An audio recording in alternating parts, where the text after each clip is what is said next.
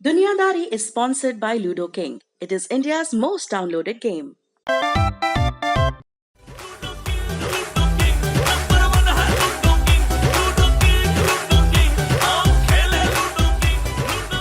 हाय दोस्तों, मैं Mika Singh and family and friends का नंबर 1 गेम लूडो किंग अभी डाउनलोड कीजिए।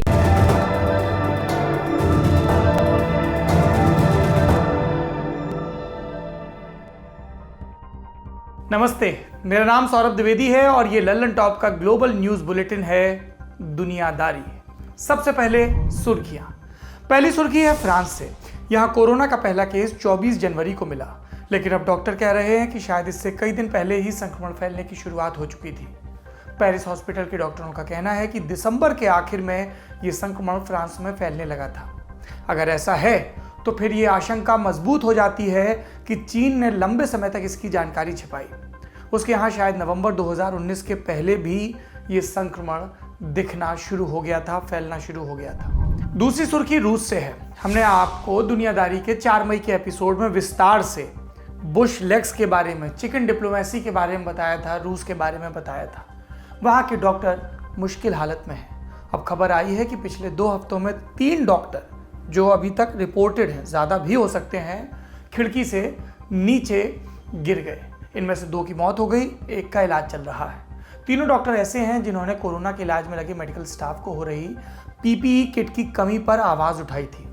ऐसे में सवाल ये है कि वो खुद खिड़की से कूदे या किसी ने उन्हें नीचे फेंक दिया। इस मामले की जांच पुलिस को दी गई है। पुलिस जो सरकार की टट्टू है वहां पर। तीसरी सुर्खी है ब्रिटेन से। वहां कोरोना के कारण मरने वालों की संख्या 32,000 के पार चली गई है। यूरोप में सबसे ज्यादा मौतें ब्रिटेन में हुई हैं। वहां सरकार अब तक 9.5 लाख लोगों की कोरोना जांच कर चुकी है, लेकिन जांच में ये तेजी पहले नहीं थी। ब्रिटिश सरकार के मुख्य वैज्ञानिक सलाहकार पैट्रिक वेलांस ने भी माना है कि अगर संक्रमण के शुरुआती चरण में ही ब्रिटेन ने जांच की रफ्तार बढ़ाई होती तो शायद स्थितियां बेहतर होती। सुर्खियों से अब बढ़ते हैं बड़ी खबर की तरफ। ब्रिटेन में एक लेखक हुए हैं जेम्स हिल्टन। 1933 में उनकी एक मशहूर किताब आई, लास्ट होराइजन। ये कहानी थी एक बेहद खूबसूरत घाटी की, दुनिया से अलग थलग, खुद में खोई। यहाँ के लोगों ने जैसे अमृत पी रखा था, चुस्त दुरुस्त। वो सैकड़ों बरस जीते। जेम्स हिल्टन ने अपनी किताब में इस घाटी को नाम दिया शांग्रीला। लोग समझते हैं ये शांग्रीला जेम्स हिल्टन का कोई काल्पनिक परिलोक था, मगर लोग गलत समझते हैं। जेम्स को शांग्रीला की प्रेरणा मिली थी एक सचमुच की घाटी से, एक घाटी जिसका नाम है हुंजा। 21 पहाड़ी चोटियों से घिरी हुंजा घाटी के झरनों में जाने कौन सा चिरयुवा रहने का फॉर्मूला बहता है कि यहाँ के लोग बीमार ही नहीं पड़ते। और कहाँ है ये हुंजा घाटी? ये वहाँ है जहाँ दुनिया की 3 महान पर्वत श्रृंखलाओं का संगम होता है। वहाँ जहाँ हिमालय है, जहाँ हिंदुकुश भी है, और है काराकोरम। ये जगह है गिलगित बाल्टिस्तान, दुनिया की सबसे खूबसूरत जगहों में से एक। अखंड कश्मीर घाटी के उत्तर पश्चिमी छोर पर श्रीनगर से तकरीबन 200 किलोमीटर दूर बसी है ये जगह। इसके पश्चिम में है खैबर पख्तूनवा, उत्तर में है अफगानिस्तान और पूर्व में है चीन का शिनजियांग प्रांत। यहाँ आबादी में विविधता है। धर्म तो इस्लाम है, मगर सांस्कृतिक तौर पर फर्क है लोगों में। बहुत सारे भाषी समुदाय रहते हैं यहाँ, मसलन शिन, जो कि शिना नाम की भाषा बोलते हैं। याशकुन नाम का कबीला भी है। कश्मीरी, काशगिर, पठान, कोहिस्तानी, कई ग्रुप हैं। बाल्टिस्तान इलाके में बाल्टी समुदाय रहता है। ये तिब्बती मुस्लिम है। ये भारत के उन इलाकों में है जिन पर फिलहाल पाकिस्तान का कब्जा है। आज़ादी के समय जम्मू कश्मीर के साथ ये गिलगित बाल्टिस्तान का इलाका भी भारत को मिला था, लेकिन जिस तरह पाकिस्तान ने कश्मीर के एक हिस्से पर कब्जा किया, वैसे ही इस इलाके को भी हथिया लिया। कैसे, ये समझने के लिए हमें सबसे पहले इतिहास में दाखिल होना पड़ेगा। शुरुआत करते हैं 19वीं सदी से। तब महाराजा रणजीत सिंह के सिख साम्राज्य का समय चल रहा था जम्मू कश्मीर में। 1839 में महाराजा रणजीत सिंह की मौत के बाद साम्राज्य बिखरने लगा। इसका फायदा उठाया ब्रिटिश ईस्ट इंडिया कंपनी ने। इसका नतीजा था 1845 का पहला आंग्ल सिख युद्ध। इसमें सिख हार गए। मार्च 1846 में लाहौर की संधि हुई। उन्हें ब्यास और सतलुज के बीच पड़ने वाला बड़ा हिस्सा अंग्रेजों को देना पड़ा। साथ में मुआवजा भी मांगा गया। अब पैसा तो था नहीं, तो उसके बदले कश्मीर का हिस्सा निकल गया उनके हाथ से। कुछ ही रोज बाद जम्मू के राजा गुलाब सिंह ने पैसे देकर कश्मीर को अंग्रेजों से खरीद लिया और इस तरह वो बन गए जम्मू कश्मीर के महाराजा। कश्मीर खरीदने के पहले से ही गिलगित बाल्टिस्तान का इलाका डोगरा राजाओं के पास था। 1846 में कश्मीर हासिल करने के बाद गिलगित बाल्टिस्तान भी जम्मू कश्मीर रियासत का हिस्सा बन गया। अब ये जो गिलगित की भौगोलिक लोकेशन है, इस पर ध्यान दीजिए, ये बहुत खास है। पश्चिम में अफगानिस्तान है, ऊपर की तरफ ताजिकिस्तान है, किर्गिस्तान है, उत्तरी पश्चिमी दिशा में थोड़ा आगे बढ़ेंगे तो तुर्कमेनिस्तान और उज्बेकिस्तान भी आ जाएगा। इस लोकेशन का सरल अनुवाद करें तो मतलब निकलेगा कि सेंट्रल एशिया में एंट्री। और 19वीं सदी में इस लोकेशन के लिए दो महाशक्तियों में होड़ थी। एक तरफ था ब्रिटेन, दूसरी तरफ रूसी साम्राज्य। दोनों के बीच चल रहा था द ग्रेट गेम। शिकारबाजी में जिस जानवर को शिकार किया जाता है उसको गेम कहते हैं। इस हिसाब से समझिए तो यह शिकारबाजी थी दोनों की। ब्रिटेन को डर था कि कहीं रूस भारत को उससे छीन न ले।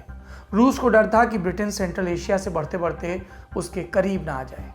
ब्रिटेन हर हाल में इस तरफ से भारत आने के सारे रास्तों को सुरक्षित करना चाहता था। इस लिहाज से गिलगित बाल्टिस्तान की बड़ी अहमियत हो गई। ऐसे में अंग्रेजों ने उसके साथ मिलकर गिलगित बाल्टिस्तान के लिए एक डुअल कंट्रोल का सिस्टम बनाया। यूं समझिए कि प्रशासन की साझी व्यवस्था। इसके तहत 1889 में अंग्रेजों ने एक गिलगित एजेंसी बनाई जो कि उनकी तरफ से यहाँ का प्रशासन देखती। फिर आई 20वीं सदी। 1922 में सोवियत संघ का गठन हुआ। इसमें किर्गिस्तान और ताजिकिस्तान जैसे देश भी थे, मतलब बिल्कुल ही गिलगित के पड़ोसी। ऐसे में क्या हुआ, 1935 में अंग्रेजों ने गिलगित को लीज पर ले लिया। 1947 में अंग्रेजों के आगे साफ हो गया कि उन्हें भारत से अपना बोरिया बिस्तर समेटना है। जाते जाते उन्होंने गिलगित एजेंसी वाला इलाका महाराजा हरि सिंह को लौटा दिया और इसीलिए बंटवारे के बखत गिलगित बाल्टिस्तान भी कानूनी तौर पर जम्मू कश्मीर रियासत का हिस्सा था। और उसके बाद क्या हुआ, उसके बाद आया देसी रियासतों के देश में विलय का दौर। उनके पास 3 विकल्प थे, आजाद रहें, भारत में मिल जाएं, पाकिस्तान में शामिल हो जाएं। महाराजा हरि सिंह स्वतंत्र रियासत बनाए रखना चाहते थे, लेकिन अक्टूबर 1947 में पाकिस्तान ने कश्मीर पर हमला कर दिया। महाराजा ने भारत से मदद मांगी, बदले में उन्होंने अपनी रियासत का भारत में विलय कर दिया। रियासत मतलब जम्मू कश्मीर, लद्दाख, गिलगित और बाल्टिस्तान का इलाका। पर एक दिक्कत हो गई। हमने आपको बताया कि बंटवारे से पहले गिलगित का हिस्सा अंग्रेजों ने लीज पर लिया था, तो यहां सुरक्षा की जिम्मेदारी थी उसके द्वारा नियुक्त गिलगित स्काउट्स की। लीज खत्म होने के बाद अंग्रेजों ने अपने 2 अफसर लोन दिए महाराजा को, मेजर विलियम ब्राउन और कैप्टन मैंथीसन। ये दोनों अफसर इसलिए दिए गए थे कि महाराजा हरि सिंह जब तक कोई वैकल्पिक व्यवस्था न खोज लें तब तक ये दोनों अफसर उनकी तरफ से गिलगित बाल्टिस्तान की हिफाजत करें। लेकिन अंग्रेजों ने सुरक्षा देने के नाम पर असल में हरि सिंह को ठगा था। गिलगित बाल्टिस्तान को पाकिस्तान में मिलाने की प्लानिंग पहले ही कर ली गई थी। मेजर विलियम ब्राउन ने आगे चलकर एक किताब लिखी, Gilgit rebellion, the major who mutinied over partition of India. इसमें मेजर ब्राउन ने लिखा कि किस तरह उन्हें पहले ही आभास हो गया था कि हरि सिंह भारत में विलय करेंगे, इसलिए मेजर ब्राउन और उनके साथियों ने मिलकर ऑपरेशन दत्ता खेल की प्लानिंग की। तय हुआ कि जिस दिन हरि सिंह विलय करेंगे उस दिन यानी डी डे को सबसे पहले राजा के गवर्नर घनसारा सिंह को बंदी बना लिया जाए। फिर वहां रह रहे सारे सिखों और हिंदुओं को रिफ्यूजी कैंप में शिफ्ट किया जाए। सारी टेलीफोन लाइनें, कम्युनिकेशन की लाइनें काट दी जाएं। इसके बाद पाकिस्तान के नॉर्थ वेस्ट फ्रंटियर प्रोविंस को खबर भेजी जाए कि गिलगित बाल्टिस्तान में बगावत हो गई है, लोग पाकिस्तान में मिलने की मांग कर रहे हैं। सब कुछ योजना के मुताबिक हुआ और गिलगित बाल्टिस्तान को पाकिस्तान में मिला दिया गया। 4 नवंबर 1947 को पाकिस्तानी सेना ने यहां अपना कब्जा कर लिया और तब से ही भारत का यह हिस्सा पाकिस्तान के पास है। और जानते हैं मेजर ब्राउन के साथ क्या सलूक किया ब्रिटेन ने? 1948 में उन्हें ब्रिटेन का प्रतिष्ठित MBE पुरस्कार दिया गया। तो इससे ये सत्यापित होता है कि अंग्रेज भी मिले हुए थे। अप्रैल 1949 में POK यानी कि पाकिस्तान के कब्जे वाला कश्मीर, पाक ऑक्यूपाइड कश्मीर, जिसे पाकिस्तान आजाद कश्मीर कहता है, उसकी लीडरशिप और पाकिस्तानी हुक्मरानों के बीच एक समझौता हुआ। इसे कहते हैं कराची एग्रीमेंट। क्या था इसमें? इसके मार्फत गिलगित बाल्टिस्तान का कंट्रोल POK से लेकर पाकिस्तान की सरकार को सौंप दिया गया। कहते हैं कि समझौते की कोई कॉपी भी नहीं बची है अब, लेकिन इसी का हवाला देकर गिलगित बाल्टिस्तान पर पाकिस्तान अपना अधिकार बताता है। आज़ादी के कुछ बरस बाद से ही पाकिस्तान इस इलाके को सौदेबाजी के लिए इस्तेमाल करता आया है। इस ट्रेंड की पहली बड़ी शुरुआत हुई 1963 में, जब पाकिस्तान ने चीन के साथ एक संधि की और करीब 5000 स्क्वायर किलोमीटर का हिस्सा चीन को सौंप दिया। इसी समझौते के रास्ते 1979 में बनकर तैयार हुआ काराकोरम हाईवे, जो कि चीन के शिनजियांग प्रांत को पाकिस्तान के एबटाबाद शहर से जोड़ता है। आपने इस शहर का नाम सुना होगा। ओसामा बिन लादेन को पाकिस्तान ने यहीं छिपा के रखा था, यहीं वो आतंकवादी मारा गया था। असल में गिलगित बाल्टिस्तान, उसका असली खिलाड़ी पाकिस्तान नहीं है, चीन ही है। ये जो हिस्सा है वो चीन और पाकिस्तान को जोड़ने वाला लिंक है। दोनों देशों के बीच इकलौता जमीनी रास्ता यहीं से होकर गुजरता है। काराकोरम हाईवे का ही महत्वाकांक्षी चेहरा है China Pakistan economic corridor, short में CPEC, जो कि पाकिस्तान के रास्ते चीन को ग्वादर बंदरगाह तक पहुंचाता है। ग्वादर बसा है अरब सागर के किनारे, बिल्कुल ओमान और UAE के दूसरी तरफ। मतलब केवल 48 घंटे में चीन का कार्गो मिडिल ईस्ट तक पहुंच जाएगा, जबकि पहले इसमें एक पखवाड़े से ज्यादा का वक्त लग जाता था।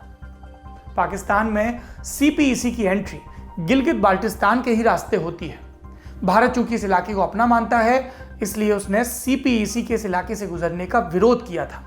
भारत ने इस प्रोजेक्ट को गैरकानूनी कहा है। इसके अलावा गिलगित बाल्टिस्तान में आए दिन सरकार विरोधी प्रदर्शन भी होते रहते हैं।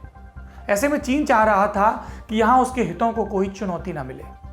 2010 में खबर आई कि चीन ने गिलगित बाल्टिस्तान में अपने हजारों सैनिक तैनात किए। न्यूयॉर्क टाइम्स अखबार ने कहा कि चीन ने इस इलाके में करीब 22 गुप्त सुरंगें भी बनाई। खुद पाकिस्तान भी उन सुरंगों तक नहीं जा सकता। NYT ने आशंका जताई थी कि हो सकता है इन सुरंगों में चीन ने अपनी मिसाइल भी स्टोर किए हों। 2012 में NYT की एक और रिपोर्ट आई। इसमें कहा गया था कि पाकिस्तान 50 साल के लिए ये इलाका लीज पर देने की सोच रहा है। वैसे लीज पर दिए बिना भी ये इलाका चीन के ही पास है। यहाँ उसकी मौजूदगी बस सड़क और सुरंग तक महदूद नहीं है, वो कई पनबिजली योजनाओं में भी शामिल है। पुल, तेज रफ्तार की रेलगाड़ियां, खनन, चीन की आर्थिक गतिविधियां यहाँ बहुत विस्तृत हैं। हुक्मरान अपनी मनमानी कर रहे हैं इन सब के बीच, और यहाँ के लोग अपनी उपेक्षा से त्रस्त हैं। उनका कहना है कि पाकिस्तान ने उन्हें अपनी कॉलोनी बनाकर रखा है। शिक्षा और स्वास्थ्य की सुविधाएं तक नहीं है। आए दिन सरकार विरोधी प्रदर्शन होते हैं। कई बार एक एम्बुलेंस की मांग में पूरा शहर सड़कों पर उतर जाता है। ना तो लोगों के पास राजनीतिक अधिकार है, न सरकार उनकी सुनती है। अपने इलाके के फैसलों में उनका कोई बस नहीं। लोगों का आरोप है कि चीन के साथ होने वाले कारोबार से जो पैसा आता है उसमें भी कोई हिस्सा नहीं मिलता इस इलाके को, जबकि यहाँ पनबिजली की अपार संभावनाएं हैं जिनका दोहन भी हो रहा है। टूरिज्म के लिए एक से एक खूबसूरत जगहें हैं, लेकिन किसी संभावना, किसी संसाधन का फायदा यहाँ के लोगों को नहीं मिलता। और इन सब के बाद खबर क्या आती है कि पाकिस्तान की सुप्रीम कोर्ट ने गिलगित बाल्टिस्तान में चुनाव करवाने का आदेश दिया है। पाकिस्तान में आजाद और निष्पक्ष चुनाव नहीं के बराबर की संभावना लगते हैं। पाकिस्तान में फौजा ही फौजा, चारों तरफ मौजा ही मौजा, जो फौज के मन में आता है वही गद्दी पर बैठता है। ऐसे में क्या यहाँ फ्री चुनाव होंगे? और अगर फ्री चुनाव हुए तो क्या यहाँ पर बांग्लादेश बनने की स्क्रिप्ट लिखी जा सकती है? जैसे पूर्वी पाकिस्तान जो अब बांग्लादेश है, वहां के लोगों ने पश्चिमी पाकिस्तान जो कि अब पाकिस्तान है, उसकी मनमानियों के खिलाफ बगावत की थी। क्या वैसा गिलगित बाल्टिस्तान में हो सकता है? भारत ने अपने स्टैंड के मुताबिक इस ताज़ा अदालती आदेश का विरोध किया है। मोदी सरकार अपने पिछले कार्यकाल से ही पाकिस्तान को बार बार याद करा रही है कि गिलगित बाल्टिस्तान भारत का भूभाग है। 2016 में 15 अगस्त को लाल किले से दिए अपने भाषण में भी प्रधानमंत्री मोदी ने इस क्षेत्र का जिक्र किया था। ये था दुनियादारी का हमारा आज का एपिसोड। कश्मीर मुद्दे को अंतर्राष्ट्रीय मंच पर उछालने की हर कोशिश करता है पाकिस्तान, लेकिन पाकिस्तान के कब्जे वाला कश्मीर, गिलगित बाल्टिस्तान और बलूचिस्तान, जब इससे जुड़े सवाल पूछे जाते हैं तब उसके पास कोई भी भरोसेमंद जवाब नहीं होता। सच ये है कि ये तीनों ही हिस्से पाकिस्तान के लिए सिर्फ सौदेबाजी की खातिर जमीन का एक टुकड़ा है। यहाँ रहने वालों से पाकिस्तान को कोई लेना देना नहीं। कश्मीर का मुद्दा सरकार की नाकामयाबी ढकता है पाकिस्तान की। संसाधन संपन्न गिलगित बाल्टिस्तान और बलूचिस्तान के इलाके उसका खजाना भरते हैं। इन दोनों इलाकों पर पाकिस्तान से ज्यादा चीन का दखल है। सिर्फ आर्थिक और लोकतांत्रिक शोषण नहीं हो रहा यहाँ लोगों का, बल्कि यहाँ की डेमोग्राफी, यहाँ की मूल आबादी का ढांचा भी बदल दिया गया है। और ऐसे में हमें बचपन में सुना वो गीत याद आता है, गिलगित से गारो पर्वत तक आज़ादी पर्व मनाएंगे।